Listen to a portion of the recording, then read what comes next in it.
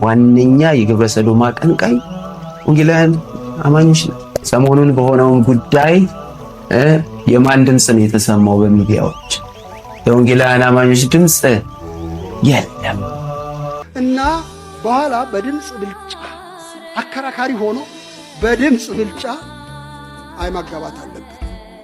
ቄሶች ቢሆኑሳ ቄሶችም ቢሆኑ ተመሳሳይ ጾታ እንጋባ ብለው ከጠየቁ መብታቸው ነው ማጋባት አለበት። አሸነፈ ሰው ፍቅር ሙት ከማንሳት ይበልጣል። ፍቅር ያለው ሰው የጸና ሃይማኖት ካለው ሰውም ይበልጣል። እንዲህ ብሎ እንደተናገረ ቅዱስ ጳውሎስ።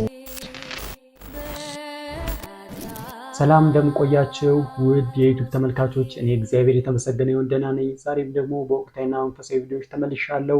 እስከ ፍጻሜው ተከታተሉኝ እየጠየኩ ለዚህ ቻናል አዲስ ከሆናችሁ እኔ ገብረአማን የለኝ ሰብስክራይብ በማድረግ ቤተሰብ መሆን ትችላላችሁ። ይህንን ቪዲዮ ደግሞ ላይክ እያደረጋችሁ ጀምሩ። ላይክ ማድረግ ለእናንተ ቀላል ስራ ነውና ለእኔ ደግሞ ይጠቅመኛል። ላይክ እያደረጋችሁ ጀምሩ። አሁን ቀጥታ ወደ ቪዲዮቹ እንለፍ። ዋነኛ የግብረ ሰዶም አቀንቃኝ ወንጌላውያን አማኞች ነው።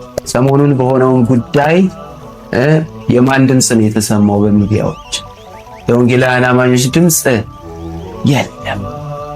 ምን እያሉን እንዳሉ ታውቃለህ? ሌሎች እግዚአብሔር ይባርካቸው ድምጻቸውን አሰምተዋል። በገባቸው በተረዱት ስለኛ ምን እንዳሉ ታውቃለህ? እነሱ እኮ ያው በምዕራቡም ዓለም ጉዳዩ የነሱ ነው።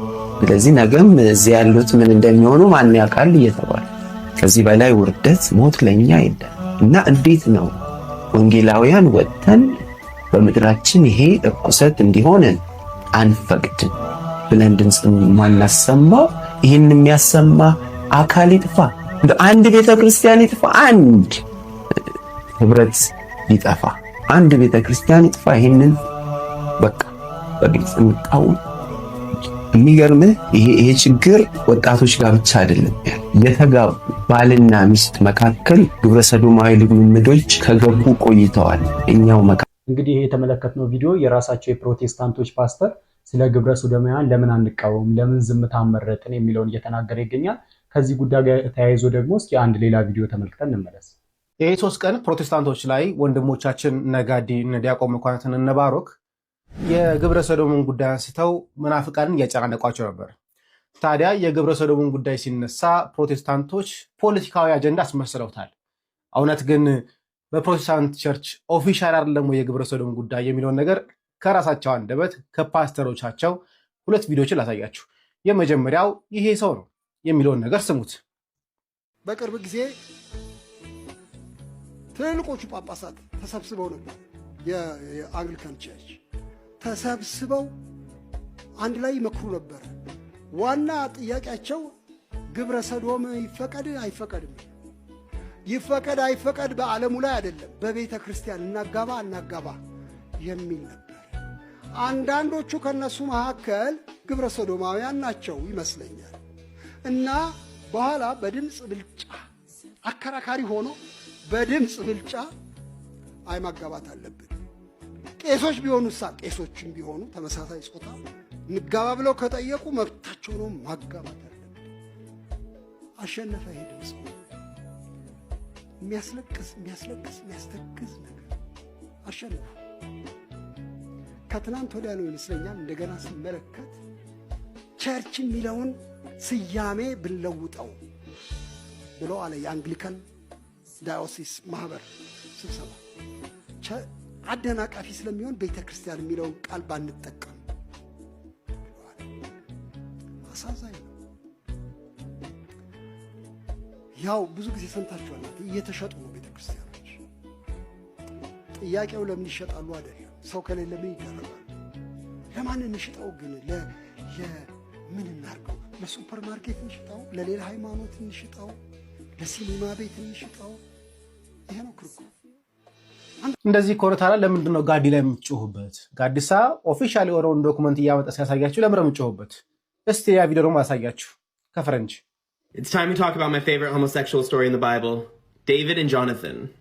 Now, did the text actually say homosexual? No, of course not, because we know there wasn't a word for that. But it does say in 1 Samuel 18:1 that the soul of Jonathan was knit to the soul of David. የዮናታንና የዳዊትን ጉዳይ አምጥቶ ፓስተር ራሱ ግብረ ሰዶማዊ ነው እያለ በአደባባይ እየሰበከ እየመሰከረ እንደሌላ አድርጋችሁ የምታቀርቡ ሰዎች ግን ደህና ናችሁ? ስታታዝኑ። ከተመሳሳይ ጾታ ጋር አያይዞ ጸጋዬ ክፍሉ በቪዲዮ አስደግፎ ነው ፓስተሩ ሲናገር እንደሰማችሁት በፕሮቴስታንት አገልግሎት ውስጥ የሚያገለግሉ ካህናት እንኳን ቢሆኑ ያንን ነገር እንዲፈጽሙ ይፈቀድላቸዋል፣ በዛ መልኩ ጋብቻ እንዲፈጽሙ ይፈቀድላቸዋል ብሏል። ነጩም የተናገረው ደግሞ እኛ ቅድስና ሲጎለን ልበ አምላክ የተባለውን ዳዊትን አንስቶ ከዮናታን ከሳውል ልጅ ጋር የነበረውን ግንኙነት ወዳጅነት በዛ መልኩ ቀይሮ እጅግ የሚያስነውር ነገር ተናግሮ የራሱን አጀንዳ ለመደገፍ ተጠቅሞበታልና ፕሮቴስታንት ወንድሙ እህቶቻችን በተቻላችሁ አቅም ይሄን ነገር ተቃውሙ። የሚበጅ አይደለም፣ ለሀገርም የሚበጅ አይደለምና ወንጌልን እንይዛለን ወንጌልን እናውቃለን ትሉ የለ እንዴ? ያንን እስካላችሁ ድረስ ይሄንን ነገር በይፋ መቃወም አለባችሁ። ይህም ደግሞ ለእናንተ አስፈላጊ አይደለም እላለሁ። ወደ ቀጣይ ቪዲዮ እንለፍ። በዚህ ሰዓት ሰበር የተባለ መረጃ ተሰምቷል። ቲክቶከሩ ሊሊ ጃይ በዛሬው ዕለት በቁጥጥር ስር መዋሉ የአዲስ አበባ ፖሊስ መምሪያ አስታውቋል። ከማህበራዊ ሚዲያ ፕላትፎርም አንዱ በሆነው ቲክቶክን በመጠቀም ከሀገራችን ባህልና ወግ ያፈነገጡ መልእክቶችንና እንዲሁም ደግሞ ምስሎችን ሲያስተላልፉ የነበሩ ግለሰቦች በቁጥጥር ስር በመዋል ምርመራ እየተጠራባቸው እንደሚገኝ አስታውቋል። በቲክቶክ ስሙ ይህ የምትመለከቱት ሊሊ ጃይ እና እንዲሁም ደግሞ ከእርሱ ጋር ያልተገባ አጸያፊ ድርጊት ስትፈጽም የነበረችው ሀሊሌ ጊቦ አያና የተባሉ ግለሰቦች የቲክቶክ አካውንትን በመጠቀም ለመልካም ጠባይና ስነ ምግባር ተቃራኒ የሆነ መልእክትንና ተንቀሳቃሽ ምስልን በቀጥታ ሲያስተላልፉ በመገኘታቸውም በዛሬው ዕለት ማለትም ታህሳስ 2 ቀን በቁጥጥር ስር መዋላቸው ተሰምቷል። እናንተስ በዚህ ጉዳይ ምን ትላላችሁ? ሀሳባችሁ ነገር እንግዲህ በሰሞኑ ከቲክቶክ አዋርዱ በኋላ የተለያዩ እስሮች እየተካሄዱ ይገኛሉ። ብዙዎችን አከራካሪ የሆነ የአዶናይ ጉዳይ ነው እንጂ የሌሎቹም ብዙዎች የተስማሙበት ነው። ይሄ ልጅ የሚሰራው ነገር እጅግ ከባድ ነው። ለሶሻል ሚዲያ ማይመጥን በቃ እኔ እንጃ። ለጊፍት ተብሎ የሚሰራው ነገር ልጁ በጣም የሚያሳፍር ነውና እነሱ መታሰራቸውን ሲመለከት ከህሊናው ከራሱ ተሰምቶ ሳይሆን ከእስር ለማምለጥ ሲል ይቅርታ ጠይቆ ነበር። መንግስት ይቅርታውን ሳይቀበል በቁጥጥር ስር አውሎታል። እንግዲህ እንደዚህ አይነት ነገሮች ከማህበረሰቡ ባህልና ወግ ያፈነገጡ ነገሮችን በመቃወም እንግዲህ የፌዴራል ፖሊስ ሁሉንም በቁጥጥር ስር እያዋለ ምርመራ ጀምሯል። እስኪ በትክክል ንጹህ ሆነው የተገኙትን የሚለቀቁ ይሆናል። ጥፋት የተገኘባቸውም በዛው መልኩ ቅጣት ሲወሰድባቸው ለሌሎቹም አስተማሪ ይሆናል። በተቻላቸው አቅም ንጹህ የሆኑ ደግሞ ንጽህናቸው ያስፈታቸዋል። ሌላ ምንም ነገር የለምና ንጽህናቸው መልሶ ይከፍላቸዋልና ንጹህ የሆኑትም ምንም የሚፈጠርባቸው ነገር የለም። ምርመራ ተካሂዶ ይለቀቃሉ። ግን በዚህ ነገር ላይ ደግሞ ተሳትፎ አድርገው በቲክቶክ አዋርዱም ላይም እንደዚህ በቪዲዮ አስነዋሪ ነገር ሲሰሩ የነበሩት ግን እርምጃ መወሰድ ስላለበት እርምጃው መወሰዱ ይሄ መልካም ነገር ነው።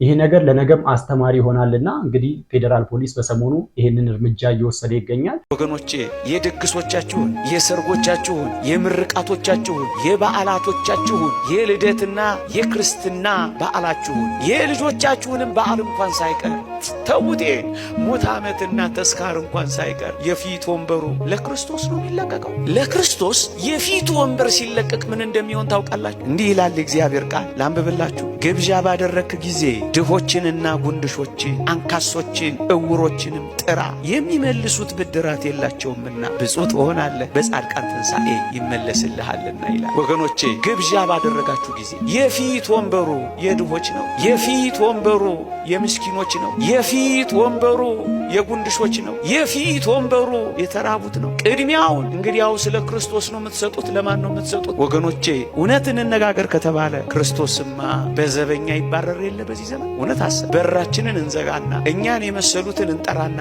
አንጥራ እያልኩ አይደል። እኛን የመሰሉትን እንጠራና ክርስቶስስ በር ይዘጋበታላ፣ በዘበኛ ይባረራላ። እውነት አሰብ እንደው ራሳችንን እንየው። አስከፋዋችሁ ይሆን? በዘበኛ ይባረራላ፣ ክርስቶስማ በር ይዘጋበታላ።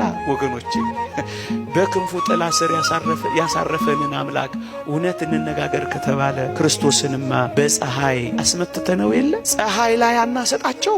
እነሱ እኮ ክርስቶስ እኮ ነው። በፀሐይ ላይ ያሰጣችሁታል። እጅግ ይደንቃል። በከበረው ዙፋን ላይ ያስቀመጠንን ጌታችንን ድንጋይ ላይ አንጥፈነዋል። እቅጩንማ እንነጋገር። ከዋናው ማዕዳችን አባረነው፣ ፍርፋሪ እንኳን ነፍገነዋል። በድብድብ የሚበሉት በሽሚያ የሚያገኙት አንዳንዴ እየተደባደቡ እንኳን ደማቸውን አፍስሰው የሚሄዱበት አይደለም ድግሶቻችን፣ ሰርጎቻችን። የታል ክርስቶስ? ያማረውን ለምለም መስክ ያሰማራንን ጌታ እውነት እንነጋገር። ስለ ቃሌና ስለ ድፍረቴ ይቅርታ አድርጉልኝ። ሶፍት የተቀላቀለበት አይደለም እንሰጠው ነው አይደለም። የጋጥነውን አጥንት አይደለም እንወረውረው። እንደው ይቅርታ አድርጉልኝ፣ እንደ ውሻ አላደረግነው። የታል ክርስቶስ? የታሉ ድሆች? የታል ያ መቅደስ? የታል ይሄ ህይወት? የታል ይሄ ክርስትና? እውነት ነው ውሸት? በውሸት ነው የምንኖረው። አልተረሳም፣ አልተተወም፣ አልተባረረም። እመኑኝ። ደግሞም ታውቃላችሁ በዚህ ዘመን ትርፍራፊ እንኳን ያለ ዋጋ ማግኘት አስቸግሯል። ትልልቅ ሆቴሎች ትርፍራፊን እንኳን ለድሃ በገንዘብ መሸጥ ጀምረዋል። ምን ማለት ነው? የፊቱ ወንበር ከክርስቶስ ተባሯል። እውነት እንነጋገር ከተባለ እንዲህ አይደል እየኖርን ያለ? አልተረሳም ክርስቶስ። ሲተርፍ የምንሰጣቸው፣ ሲሻግት የምንወረውርላቸው፣ ቅራሪውን የምንጥልላቸው አይደለንም ብዙዎቻችን። እንደውም ሊቁ ቅዱስ ዮሐንስ አፈወርቅ ዳግመኛ እንዲህ ይላል፣ በረከቱ ትደርብንና በሞቴ ስሙኝ። እንዲህ ይላል፣ አንተ ከተገቢው በላይ ትመገባለህ። እየሰማችሁት ነው? እንዳይከፋችሁ። ቢከፋችሁስ እውነት ከመነገር ወደ ኋላ ይባላል። እንድንሰራው እኮ ነው። እውነት አሰብ ከጾም ጋር አላልኳችሁ? ከምን ጋራ? ከጾም ጋር አብሮ የሚወሰድ አላለ። አንዳንዴ ጨጓራ እንዳይነካ እያሉ አብሮ የሚሰጥ ከጾም ጋር። አንተ ከተገቢው በላይ ትመገባለህ። ክርስቶስ የሚያስፈልገውን እንኳን አልበላም። አንተ የተለያዩ ኬኮችን ትበላለህ። ክርስቶስ የደረቀ የዳቦ ቁራሽ እንኳን አልበላም። አንተ የተጣራ የወይን ጠጅን ትጠጣለህ። ነገር ግን እርሱ ቀዝቃዛ ኩባያ ውሃ እንኳን አልሰጠኸው። አንተ በለሰለሰና በተለበጠ አልጋ ትተኛለህ። ነገር ግን እርሱ በውጭ ሆኖ በቁር ያልቃል። አንተ ለክርስቶስ የሆኑትን ገንዘቦች ሁሉ ጨርሶ ወስደሃል። ለምን መሰላችሁ? ከነዚህ ከታናናሾቹ ለአንዱ ስላላደረጋችሁ ለእኔ አላደረጋችሁም ስላለ እኮ ነው። የወደቀውን ረግጠ የገባው እኮ ክርስቶስ ነው። ለእኔ አላደረጋችሁም። ምዕመናን ማንንም መውቀሴ አይደለም። በዚህ ትምህርት ያላቸውን ለማሳፈር ፈልጌ አይደለም ወገኖቼ። ባለጠግነት በራሱ የሚነቀፍ አይደለም። እንዲህ አይነት ትምህርት ስናስተምር ባለጠጎችን የነቀፍን እንዳይመስላቸው። ባለጠግነት በራሱ የሚነቀፍ አይደለም ይላል ሊቁ አውግስጢኖስ። ይልቁንም አብርሃም ባለጠጋ ነበረ ይልና ድሃውን አልዓዛርን ከማቀፍ ግን ባለጠግነቱ አልከለከለውም ይልና ሁለቱም አብርሃምም ድሃው አልዓዛርም በጌታ ፊት ባለጠጎች ነበሩ ይላል። ኢዮብ ባለጠጋ ነበር። ባለጠግነት የሚነቀፍ አይደለም። ባለጸግነትን የምናወግዝ ይመስላቸው አሉ። አይደለም ምዕመናን። እና ከእንግዲህም አሁን ስናገር ያንን እየነቀፍኩ እንዳይመስላችሁ፣ ጉርለታችንን እንድንሞላ እያሳሰብናችሁ ነው። ፍቅር ሙት ከማንሳት ይበልጣል። ፍቅር ያለው ሰው የጸና ሃይማኖት ካለው ሰውም ይበልጣል። እንዲህ ብሎ እንደተናገረ ቅዱስ ጳውሎስ ተራራ የሚያፈልስ እምነት ቢኖረኝ ፍቅር ከሌለኝ ከንቱ ነኝ። አየህ፣ ከጸና ሃይማኖት ይልቅ ፍቅር ይበልጣል። ሃይማኖት ኑሮ ፍቅር ከሌለ በሃይማኖቱ አትድንበትም። ፍቅር ከሰማዕትነትም ይበልጣል። ሥጋዬን እንኳን ለእሳት መቃጠል አሳልፌ ብሰጥ ፍቅር ከሌለኝ ምንም የምጠቀመው ነገር የለኝም። ገንዘቤን ሁሉ ለምጽዋት ብሰጥ ፍቅር ከሌለኝ ከንቱ ነኝ። ቤተ ክርስቲያን በዕንቁ በወርቅ ቢሰራ ለምን ወርቅ አይኑን ግድግዳ አድርጎ ቤተ ክርስቲያን ለምን አይሰራም? ለምን ገዳም አይሰራም? ለምን አብነት ትምህርት ቤት አይሰጥም? ፍቅር የሌለው ሰው ሰማዕት ቢሆን እንኳን አይጸድቅም። ለአባታችን ለአባ ገብረ ኪዳን ቃለ ሕይወትን ያሰማልን። ስለ ፍቅር በደንብ አድርገው ተናግረዋል። ፍቅር ያስፈልገናል። በዚህ ሰዓት የሚያስፈልገን ደግሞ ይበልጥ ፍቅር ነውና ያለ ፍቅር ምንም ነገር ብናደርግ ከጽድቅ ያወስደንምና ወደ ጽድቅ ያወስደንምና የሕግ ፍጻሜ ደግሞ ፍቅር እንደሆነ ይታወቃል። ለአባታችን ቃለ ሕይወትን ያሰማልን። ውድ ተመልካቾቼ ለዛሬ ይዤላችሁ የቀረብኩት መንፈሳዊ ወቅታዊ እንዲሁም አስተማሪ ቪዲዮዎች እነዚህን ይመስላሉ። በሌላ መንፈሳዊ ቪዲዮ ተመልሰን እስከምንገናኝ ድረስ በያላችሁበት የዓለም ዳርቻ ቸር ቆዩልኝ።